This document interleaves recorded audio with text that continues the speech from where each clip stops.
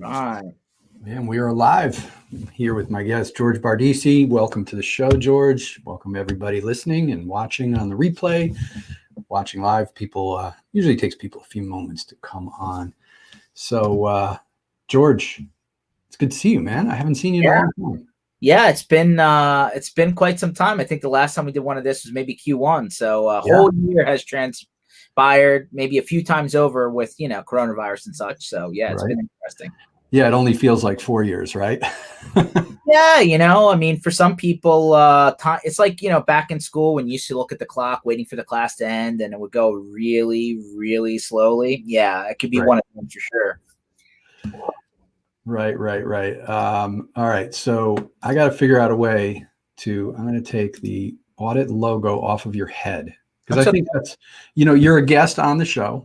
This is the Elevating IT podcast. And of course, we're live on Facebook, but I figure I'll keep our logo off of the top of your head. All good, man. All good. No matter what, we'll get through it. And George is, to introduce George is the VP. I've got V on my mind because you are the president and CEO of bvoip. That's right. You're also in Bardissi Enterprises.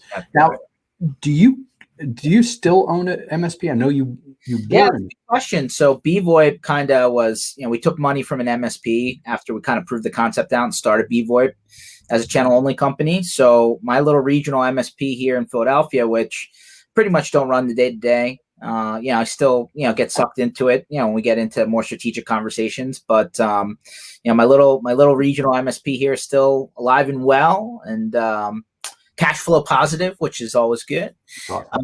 So yeah, that's, what it really does is keep us in the loop on, again, Philly's only one, kind of metro, right, out of the entire country, but kind of keeps us in the loop on what's happening on the street, and we can kind of experience things as they come along, and kind of use our own customers as a test bed to, ask the right questions and see how things are going and feel the pain, right? That's the best way to know.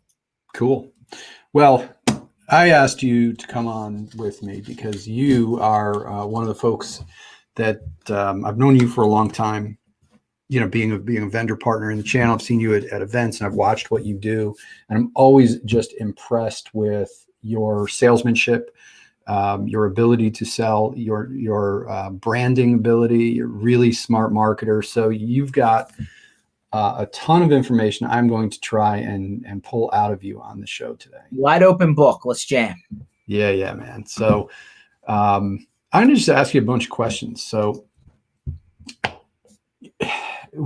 And here's the deal, I don't know who I said this to, if I said it to you or something, but I kind of think of you as you can, and I mean this in a good way, you can sell ice to Eskimos. You're just and that's not like a sleazy sales kind of, you're not like that kind of salesperson. You're just a nice person. You're people enjoy being around you. And that's an amazing skill. What are you in? Do you feel you're a natural at that? Like, how did you get there? Did that come naturally to you? What's the keys and secrets? Like this is the end of Wolf of Wall Street, where the guy says, "Sell me this pen." Yeah, well, actually, that's funny that you say that, because I thought, what I want to do on the show sometime is I want to take people who can really sell and ask them, sell me this pen. Because I thought that would be cool to see how somebody did it, but that's too much putting you on the spot. No, it's all good. I mean, listen, sales is more. I mean, there is science to it. There is a little bit of science to it, but it's more art than science. Being personable is really the first step, right? You need to be able to communicate, drag the right questions out from people, be able to understand the pain, right? I mean, these are the things that aren't largely what you're going to find when you go on the car lot trying to buy a car, right? Obviously being a business owner a few times over and talking to other people in that seat, you tend to understand the pain, right? Like if I have a customer coming to me saying, "Hey, I just acquired another business," and they're going in asking questions from the business owner that they just, acquired the business from. And this actually just happened the other day, right? Like all of a sudden they're like, "Well, what about health insurance? What about liability? What about marketing?" Like all of a sudden it's like, "Hey, I have nothing to do with this part of the conversation, but can I give you two pieces of advice? I've been there, I've done that. Here's for whatever it's worth, my suggestion. So part of being a good salesperson is being able to, talk the talk. It's not all about an end goal, right? You really need to put yourself in the shoes of the person you're talking to on the other end. Sometimes that's difficult, right? Because everybody's at different levels of openness, right? And you got to work a little bit harder to get to those pieces of information. And then number two is, hey, you're always, you want to call it pay it forward. You want to call it being helpful. You want to call it, hey, even if we walk away and I can't help you, if I can point you in the right direction or give you some value, then I want to do that, right? Now, some people call that karma. Some people call that just being a good person, whatever it is. But if you understand challenge and you can get to the right point of kind of strife, that's where you can add value. And that's what I suggest salespeople do, right? Yes, I understand that you're trying to accomplish your goals. You're trying to do something as a salesperson, but you can't really get to that point successfully unless you're going to shoot in the dark and hope that you get a response back, which some people may do, but you're going to have to do a lot more activity in order to succeed in that way. So to me, I've gotten to where I've gotten to because of a lot of trial and error, right? And I've had good days, I've had bad days, just like everybody else. It's a human condition, but really being willing to listen almost more than talk.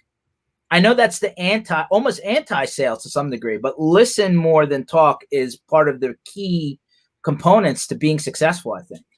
Yeah, I will tell you that, in my conversations throughout the years with all of the best, all the people who are really good at selling always say, listen, man, just listen.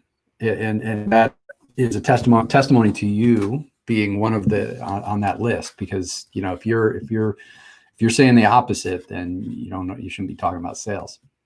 Yeah, I mean, it's interesting. Some of the smart sales guys out there say, hey, just put the right questions in place, listen to the responses, give them back what they want. I mean, if you simplify it, it is that way, right? Yeah. Now, obviously, if you can evolve certain concepts, but in a nutshell, right? Like talking at someone is not the answer. You want to get them to give you more information than you're providing, especially in the beginning, right? A lot of people say that that's good prospecting, right? Like you can effectively determine whether, in the first 15, 20, 30 minutes, whether you can provide any sort of value to these people, but got to get past the surface questions. You have to. Yeah. I mean, that's how you're going to know whether you actually have a legitimate opportunity when it's all said and done. Otherwise, your pipeline's going to be a paper tiger, right? And you're just going to have stuff there that's not real. Exactly. And Brian commented, 2 ears and 1 mouth, use them accordingly. Excellent advice. Really is so true. I mean, were you a technical person coming into this? Like, did you have the biggest challenge I hear in what we do is that I'm just not good at this. I'm not a people person. I'm technical. I can talk tech all day, but I don't feel comfortable talking to people. Like, there's people who are out there who are the technician and the salesperson. That's often the case. Listen, I self-taught a lot, especially in the early days, right? I was just naturally excited about tech, right? I tinkered like we all do. You learn, you figure out what works, what doesn't, and then eventually you get into a little bit more formal structure down the line. If you're owner-led and you're like the lead person doing technology and also the person trying to go out there selling stuff,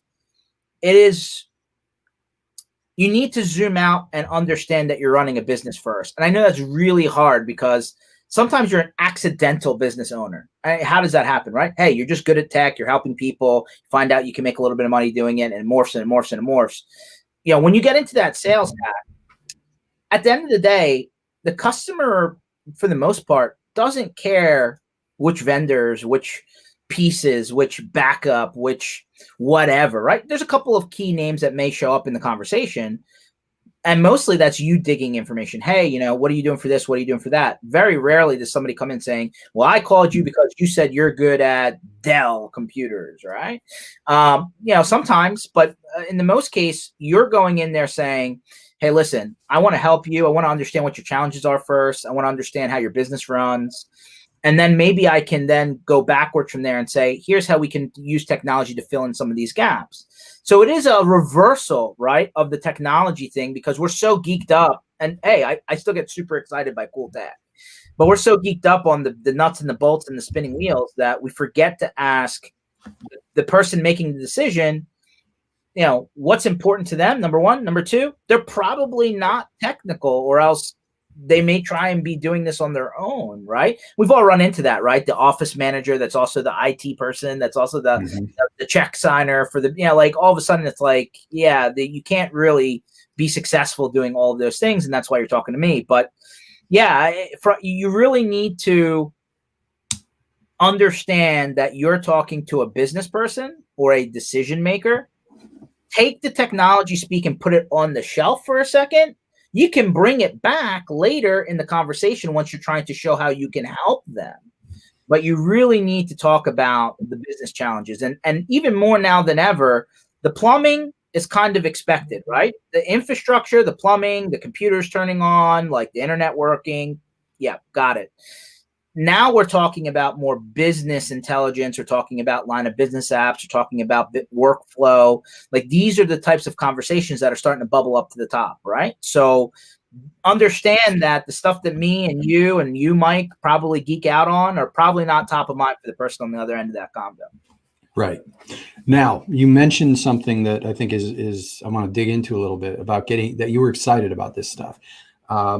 I think that's really, really important. Like that, you have to be excited about what you sell. Otherwise, you're going, if you go in with excitement, they're going to get excited. It's infectious. How do you keep that up? Because the day to day, again, even if you're a salesperson, you're out there chasing a commission, you're doing your job, you've got pressures, and sometimes you can get too close to what you do. So how'd you always stay excited about those things? It's funny, right? We always say the word, some people fake it till they make it, whatever. But I mean, I've always had a natural, and I'm sure a lot of the people watching this and a lot of the people who have been in IT, even, not for a long period of time, they're just naturally excited about how things work and making it do something more than just a blinking light, right? And that was always me, right? I was like, listen, I want to see how this thing spins. I want to take it apart. I want to put it back together again. Can I do it better? Can I do it, less expensively, whatever it may be? When you're in sales, or even if you're in account management, or even if you're in a VCIO role, you got to come off as if you're really, even quasi passionate about what you do. And I tell, some of my people, from a sales perspective and account management, I tell them this, like, you got a high motor guy, right? And you got like a even keel guy. And like, you got to get closer together, right? I'm not saying change your personality, but you got to come off like you're really into what you're doing. If they feel like you're flat, they're going to be flat. If they feel like you're just, going through the motions, they can feel that, right? It's a human being thing. We all know it. Like when I go into a cell phone store and the person on the other end of the Verizon's, cashier desk is like, here's the next guy. Here we go. You immediately know walking into that conversation, great, this is going to be horrible. You don't want that feeling, right? So even if you're having a bad day, I don't know, grab a coffee, take a Red Bull, come in with a happy face and try and look like you're at least happy about it. But right. I really am excited about the tech. I really think that we can help people. And I get excited when people, like, I can walk out the door and say, you know what? I really hooked that guy up. I really took him from here and brought him over here. And that guy was blown away, by the time I walked out the door. Now there's execution involved after that, but I already won if I can walk out the door and the guy's like, had no clue, never heard of it. This is awesome. How do we get started? If you can get to that position, then you've done the right job. Awesome. So fear stops people from taking action, selling, gets in the way. You can't, and again, sometimes you can fake it till you make it, right? But if people have an intrinsic fear of failure, fear of somebody saying no, how do you get and overcome that fear? How do you overcome your own fear? Because I think everybody has it to a certain extent. And how do you recommend, like, what do you say to MSPs who were a little more overwhelmed with that fear, the non-natural salespeople? No shortcut to it. You got to go through it. Think about sports, right? The people who are in the Hall of Fame in baseball, football, hockey, they failed a lot. Yeah. Like, think about the guys that are like in baseball, right? A 300 or 400 batting average, and you're the man, right? That's a lot. That's 60% failure, and you're in the Hall of Fame. So, like, putting in that perspective, there's no shortcutting it. You're gonna get turned down. You're gonna get no's. I mean, obviously that's part of the situation. You're never gonna bat 1,000. It's not expected, and if you are, awesome. That, I think you're lucky. If you can get to 50%, that's a great number. But think about that. In school, 50% is a failing grade. In sales, 50% is fantastic. Right. North of 50%, you found some magical elixir, and if you can keep that percentage up, you're going to be making some good money. At the end of the day, there's no shortcut to it. You got to do it. You got to get through it, and you got to face it, and you got to learn how to get past it and get better and better and better as you go through those situations.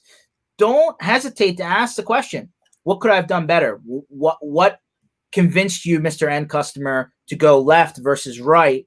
I'm just really trying to understand for myself what we could have done better, or if our solution's lacking something, or, was it strictly price and there wasn't any other value attached. Like, you got to ask those questions, or else you're never going to grow. You're never going to know, right? But you got to go through it. There's no shortcut, Mike. And quite frankly, I've really felt from a community aspect, from an MSP community aspect, like back when I started back in 2000, 2001, straight castle mentality, man. Nobody wanted to talk to anyone else, right? Everybody was your competitor. Right. Now there's peer groups, and there's people that are talking informally, and you meet into guys, hopefully at events again, and you start having these offline conversations. And sometimes you can learn from other people's mistakes before you have to go and make them yourself. So don't hesitate to ask for help. Don't hesitate to ask somebody else to help you understand how to do it. If you create that rapport with other people in the industry, you can fast track your experience level, but there is no shortcut. You either got to learn it from somebody else, or you got to learn it yourself. There's no dummy's guide, I think, that's gonna get you there. Yeah, and that's good. That's really good advice. I mean, you got to get in the ring. Sometimes you got to get punched in the face. For sure. Right. So let's talk about approach, because I think this goes with failure is how we approach things. I think can change the way sometimes we look at failure. And by approach, I mean any kind of sale you're trying to get, from the closing the sale to opening the sale. So you think about, how you reach out to somebody on LinkedIn. There's an approach to that. How you cold call somebody, how you hit somebody for the first time. And here's let me know if you agree or disagree with this. The sale, and whatever that sale is, whether it's trying to get an appointment, trying to close, whatever, it's made or lost on the approach. Do you agree, disagree? You're welcome to disagree with me. No. I mean, Mike, my own people get frustrated with me because every time I get on a call, it's slightly different. And they're like, but that's not what you did last time. And I'm like, you got to be the Swiss Army knife, right? You got to be ready to pivot, depending on how the person's reacting, how the call's going, the answers that you're getting back, or if you're not getting answers back. Like, if you're just going to the same template every single time, you're missing something, right? Because it's surely not the reality of how things go. And depending on how your sales cycle is, right? Like a lot of teams like the blueprint of, hey, there's a person that gets them to commit to a meeting. And at that point, they're not cold, right? They're coming into the meeting, and we already have a little bit of an understanding of what we're going to talk about. And then we get in there, we expand, and then we pivot, and then we try and, but no matter how you get the person into that initial conversation, there's a lot of ways to do it. You got to ask targeted questions. Number one, are they in a buying position? You don't know unless you ask. If they're just kicking the tires, and then you're spending all this effort, and then they're like, maybe next year. Like, you need to ask these questions and target, and in a smart way, right? You don't want to be too pushy or come off like you're that guy, but you need to say, hey, listen, what's your challenge? What's your pain? What are you doing today? And then you have to ask those targeted sales questions. If we can solve this, and this challenge that you just said, would you be in a position to make a move within X amount of time? Or in a scale of 1 to 10, 10 being you're ready to go, 1 being you're not sure where you're going, where are you in the process right now? so that I can understand, how to move forward. Or, hey, before we get off the end of the call, I want to schedule the next interaction. I don't want hey, well, just get back to me when you're ready to have a conversation. It's, hey, can we have a call next Wednesday? Can we have a call in 30 days, 60 days, 90 days? Like, if you don't proactively push that communication track, it's going to fall off. Hey, get back to me when you want to talk, forget it. You're going to get a 1 in 10 chance they get back to you on their own. You need to force that situation. And if you let it off, then it's on you. So coming back to the approach, right? Yeah. LinkedIn. Here's a tip. Don't connect and immediately send them a message. Like, that's the worst, right? Give it some time before you try and do the LinkedIn sale. By the way, did you know you can record a video and send it to somebody and natively through LinkedIn as a message? Awesome tool. Can't tell you how valuable that is. Number 2, if you're getting them to commit to a meeting, whether you're doing all the blocking and tackling before you get to that call, or somebody else is doing it, or they clicked on some sort of inbound marketing, email, call to action, website, whatever it may be, right? Do some research before you get on the call. Even 10, 15 minutes of who are they? What are they advertising? What does their website say? How many people are in their company? Like, do just a minute amount of research so that when you're going into the call, you can use your time to skip past some of those initial questions into the next level, or the third level, fourth level, so that you can use your time wisely. And then lastly, again, make sure that you do not leave the conversation open-ended. Have to ask those targeted sales questions.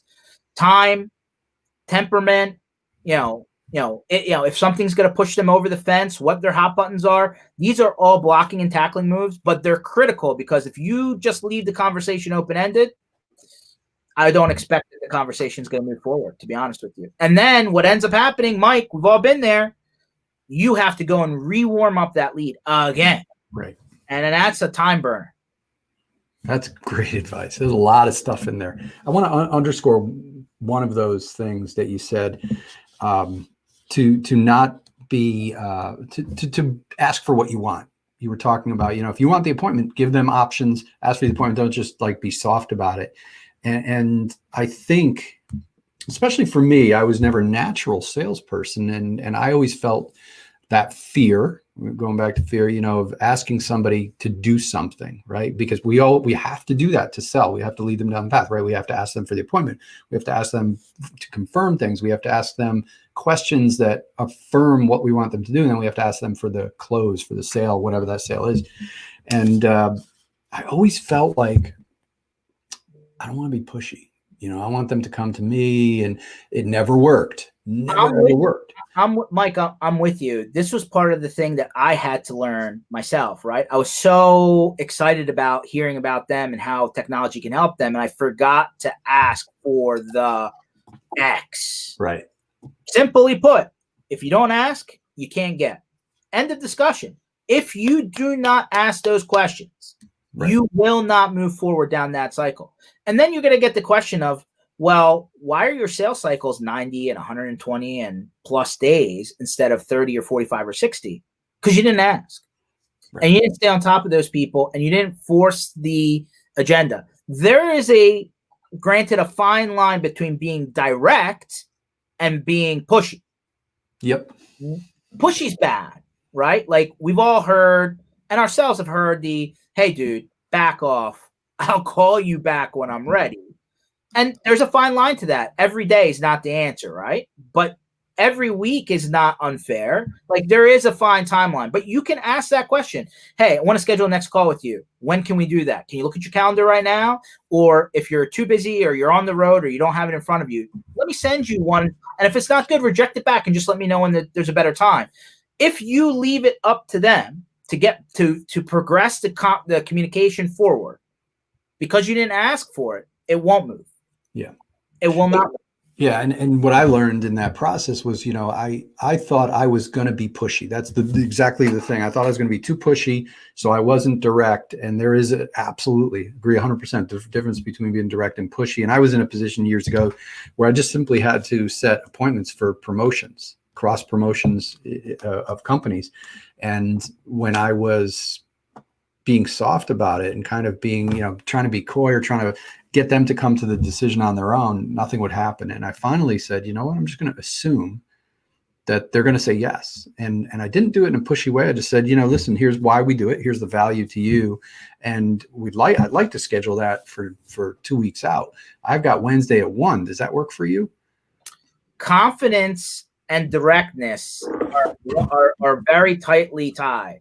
Right. Pushiness, cockiness, over aggressiveness, you'll get the message back fairly quickly, and you need to pivot quickly, apologize, back down a little bit, because you don't want to be known. The internet's a very good place for people to go and keyboard type, right? I mean, keyboard muscles. So you don't want to be known as that guy, but in the same token, you need to ask. So yes, there's a little bit of a trial and error into finding where that Zen place is. But to your point, Mike, if you're too afraid to ask for it, sales is not going to work out for you. You have to ask. Right. It's good stuff. I could talk about this all day with you. What is what are you up to now? What are you doing to sell what you do? You're always doing something cool. You were on tour. I think you're going back on tour again. Yeah, great point. So we did the 7,000 mile Channel Strong tour, back in August. So we went around America, 15 cities, long drives. We are doing round 2 of that starting next week and the week after. We'll be in kind of center earth, I call it. So like Chicago and 150-mile radius around that kind of Midwest, central type area. Of course, all safe, all outside, masks, the whole thing, right? We're following all the rules, but good to be able to get, socially distant, but in person, right? Because quite frankly, the Zoom, man, my eyeballs are starting to dry out sometimes. But so that's happening, right? We've had a couple, like for existing people, we've used the trick, and this is a cool one, right? The opt out rather than the opt in, where you can, let's say, like there's a let me use MSP as an example, right? Hey, your customers need some sort of link clicking, email filtering, spam protection, right? Maybe it only costs you $1 a user, okay? And maybe you turn around and charge like $2.53, whatever. It's an easy sale, low cost, just check the box, right? You send an email out to all your customers saying, here's a video explaining what we're doing. Here's why we're adding it. And unless we hear back from you at this point, we're going to add this to your bill. You have to opt out. Right. That is like if you can position something like that, that's like a 98% close rate on that stuff like that, right? So you didn't pick up the phone, you didn't schedule a meeting. Granted, existing customer, a little bit different. I don't expect a prospect to just say, yeah, sure, click, I'm going to buy. But the closer you can, get to that kind of stuff, the faster you can get through adding on services. I know that's a hard topic in MSP land, right? You have an existing customer. Now you're going back asking for more. But hey, one of the things that I think gets lost in the whole shuffle here is you're their advisor, right? You're supposed to be the person that's bringing the reality of the moment to them, right? And it's a double-edged sword, right? You're too afraid to add on services, that fear, Mike. But then something bad happens, they come back to you and say, weren't you responsible for this? I thought we were, like, no. You have to consistently deliver that message, right? It's not just, hey, I signed them to a 3-year contract. Good. Keep on paying your bill. Talk to you in 3 years. Right. Technology is moving way too fast. Yes. Very fast. So you have to be able to use a little bit of modern technology. Don't be afraid to get in front of the camera like we're doing now. Pre-record it, get on the phone with them, do it during quarterly business reviews, but you need to consistently be in front of that conversation. If they say no, it's on them. Yeah. It's on them, right? Like, or you have to make a decision. Is this customer not good for you? If they're just saying no to everything and they're way too far behind, it does open up a risk unless you can constantly make sure your MSAs are up to date and make sure that your conversations and your waivers are all sorted. But like at some point, like the stack that you sold somebody 3 years ago is not valid anymore. It's valid for maybe 80 or 75% of it, but there's now a new block of 25% that you really can't ignore for that much longer, right? So again, if you don't ask, you have to ask for it. You have to ask for it. Don't be afraid for the customer to tell you no. I know the fear is, well, I'm going to lose a customer because they think I'm price gouging them. They're going to go look for something else. Hey, Mr. Customer, I'm not price gouging you. I'm just trying to bring it to your attention. It's like the mechanic. Hey, your tires are starting to get to the point where they need to get replaced. There's a little bit of life left in them, but winter's coming. Probably a smart idea not to put yourself in that bad situation where bad tires and snow and ice don't mix, right? They can say no. But if you didn't tell them that up front, then it's, well, I brought the car in. Why didn't you tell me I needed new tires, right? So it's a double-edged sword. This is what happens when you are afraid and you won't ask. You have to stay out of it. If nothing else, just to cover your own behind. Yeah, love that. And that, I don't know if you've heard this story, going to what you said with those small purchases that are needed, that $1 seat type thing. Frank took it a step further. Frank Benedetto, the founder of Audit, who's an MSP, and you've done interviews with him, and he's done interviews with you. You guys know each other. He, at the beginning of the pandemic, he basically added $1,800 a month of MRR without asking. He told them, and the reason he did that is because he's taking an active, proactive. He does QBR. Right, he goes in and does QBRs, brings the audit, goes over what's going on. He has earned the permission from his clients to not come in and tell them, hey, you should do this probably last month. No, they want him to install and implement those things. So he implemented Huntress's strategy, Huntress's tool, and he just he just did it, and he sent his folks an email saying, here's what we did. And nobody, I think one of his clients said, what is this extra charge on our bill? And when he explained it to them, they're like, oh, cool. Okay. Listen, your rapport with your customers give you that. Again, how do you angle things? You talked about this earlier, right? Like, you need to be able to pivot based on the relationship, based on the responses, based on the back and forth. Like, if there's none of that, if you have zero ongoing communication with your customers, you probably can't get away with that. Got to be straight up with you.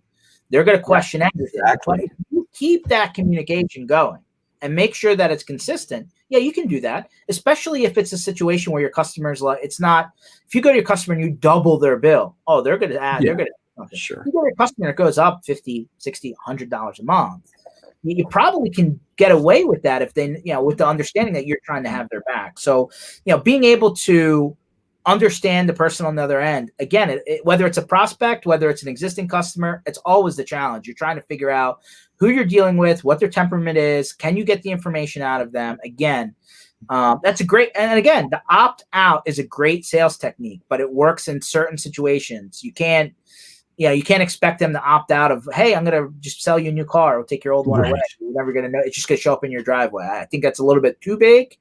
But in certain situations, right, where, especially if it's an inline move, Mike, right? Like, think about it this way. Customers coming up on like their server's 5 years old. Right. And you're going to move existing dollars in your bundle to switch them to like Azure, AWS, or Google, right? Move that server into a virtualized cloud-based model rather than selling them another box, right? If you're moving dollars around to cover that expense and it's just maybe 5 or 10% more, and it's like, hey, Mr. Customer, guess what? Your server's going to blow. Server's about to blow up. It's 5 years old. You got your mileage out of it. I'm going to move you to the cloud. By the way, it's only going to be an extra X per month. It's $50. Easy. Oh, so I don't have to pay $5,000 for replacement. Oh, okay. Yeah, sure, no problem. Like, that's easy, right? But it's important. Back to something that we didn't even touch on, but it's super important. Got to know your numbers, right? If you got room, then you have more flexibility. The guys that put an auto escalator into their agreements, right? Especially for MSPs. Hey, I'm going to put a 5% increase, auto increase in every year, right? And, you want to call that cost of living, cost of whatever, okay? Every year automatically goes up at the annual date. You already have more dollars to play with, right? In terms of, what else do I need to add to my stack? Do they need some more security, something or other? Do they need to do something else? The easier you make it for them, the more reality, the higher percentage that you're going to close. So that's the scientific part that I mentioned earlier in the call, right? There is a science part of sales. We're blocking, tackling, math, percentages, right? But there's a larger art part to it, and that is personability, communication, pivoting, asking the questions, not being afraid to get to a direct situation. Listen, it's okay if they say no, but if you put yourself in the best position, I'm an Eagles fan from Philadelphia. Don't hold it against me. All I hear about Carson Wentz, high probability plays, high probability close. It's such a thing. High probability close, but you got to get yourself into that position where you're at 3 yards, 3rd and 4 instead of 3rd and 25, right? I mean, it's a huge difference, in terms of how you get to that end game. So I can't stress enough, Mike. I mean, you're doing it now, but don't hesitate. For the people watching this, do not hesitate to talk to your peers. We're all in it. There's other people out there in the trench like you. Build relationships with other people across the aisle that back in the day you would call competitor, even if they're another metro. If that'll make you feel better, great. But yeah, you have to ask the right questions and you have to have that ongoing conversation, because I'm going to tell you right now, it is a long, hard trench walk if you're going to learn everything by yourself. It really is. You can help yourself greatly by collaborating and communicating a little bit with people in the same position. Absolutely. And that's a great way to end this. Thank you, George, for joining me. Despite you being an Eagles fan, I forgive you. And by the way, did you know the NFC East, if you combined all of their winning record, they would still be in like last place as a team? Listen, 1, 2, and 1, right? And we're first place in the NFC East. Hey, it is what it is. The Cowboys came in here with their new coach and they thought, hey, Dak Prescott, they didn't give him his contract. They thought they were going to be the team to beat. Well, they have a really bad defense, apparently. The Eagles have they're like on the 3rd year row of injury way, right? Where like half the team's on the IR. Apparently we are whatever sports scientist people that we brought on didn't figure it out. But hey, listen, here's the other thing. Will the league get to the end of the year, right? You already heard these, games are being moved, right? They're maybe talking about adding an extra week at the end of the season. Maybe they're talking about maybe teams forfeiting games if they're not following the rules. Does Cam Newton have COVID now? I think, right? Cam Newton, I think, has COVID. And then we had Tennessee. We had another guy from the Patriots got something. One guy on the Raiders. Listen, I'm hopeful that there is a vaccine around the corner, right? We're hearing all these forget about the political side of it. All these major companies that know their stuff in pharma land, right? They're getting close. But I think the test of this, right? MLB kind of got there, but they can do double headers. There's only 16 games. You can't, right? Can't do that football, right? NBA did the bubble, right? I mean, they seem to have been the most successful about keeping it closed. Hockey also was very successful. The game is to get there, or else if the season never really ends because they can't get it in, then it doesn't really matter, does it? Nope. Well, George, thank you. How can people get in touch with you? Yeah, I mean, listen, I'm online, always happy to help. Doesn't even mean if it's the stuff that I'm doing, right? If you ever, need help or have a question or a thought, you can find me on LinkedIn, George.Bardissi, Bardissi. You can find me on Facebook, LinkedIn, Twitter, email, right? gbardissi@bvoip.com. I mean, pretty accessible. Try and reply back as quickly as I can. Sometimes I'll just put you in touch with someone if you need help with something. But I'm a pay it forward guy, right? I try and give all the time just because, back in the day, I wish somebody was super helpful when I asked for help. So it's just as important to give it forward on the other end. Well, thank you for giving us your time today. And stick around, George. Don't go anywhere. I'm going to end the broadcast, but I'm going to book you for another comeback because we got to talk about more stuff. I didn't get to half the things that I want to talk about. So good. We're going to wrap it up, and George, stick around.